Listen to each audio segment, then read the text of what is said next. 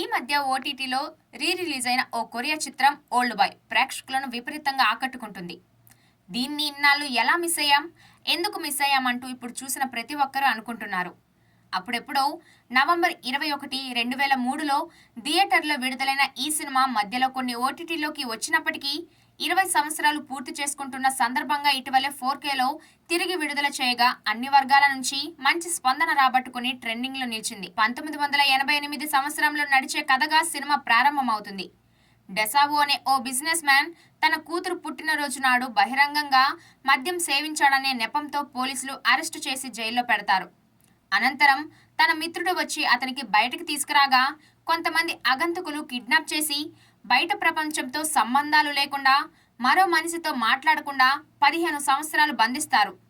Hero పలుమార్లు తప్పించుకుందామని, ఆత్మహత్య చేసుకుందామని ప్రయత్నాలు చేసినా అవి విఫలమై బందీగానే గడపాల్సి వస్తుంది. చివరకు 2003 సంవత్సరంలో బయటకు వచ్చిన హీరో తన కూతుర్ని కనిపెట్టాడా, ఎవరు ఎందుకు బంధించారనే కారణాలు వెతుకుతూ తన రివెంజ్ ఎలా తీసుకున్నాడనే ఇతివృత్తంతో ఆద్యంతం సస్పెన్స్తో థ్రిల్లింగ్ అంశాలతో ఆకట్టుకునేలా తెరకెక్కించారు. ఫస్ట్ హాఫ్లో వచ్చే యాక్షన్ సీన్ చరిత్రలో నిలిచిపోవడమే కాక సెకండ్ హాఫ్ ట్విస్టులు, క్లైమాక్స్ ఒకదాన్ని మించి మరొకటి స్టన్నింగ్గా ఉండి కొన్నాళ్ల పాటు మనల్ని హంట్ చేస్తాయి.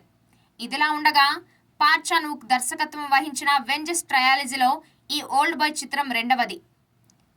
సింపతి ఫర్ మిస్టర్ వెంజెస్ మొదటి చిత్రం కాగా సింపతి ఫర్ లేడీ వెంజెస్ చివరి చిత్రం. ఇప్పుడు ఈ సినిమా అమెజాన్ ప్రైమ్ వీడియో ప్లాట్ఫామ్లో తెలుగు, కొరియన్, తమిళ్, ఇంగ్లీష్, హిందీ భాషల్లో స్ట్రీమింగ్ జరుగుతుంది.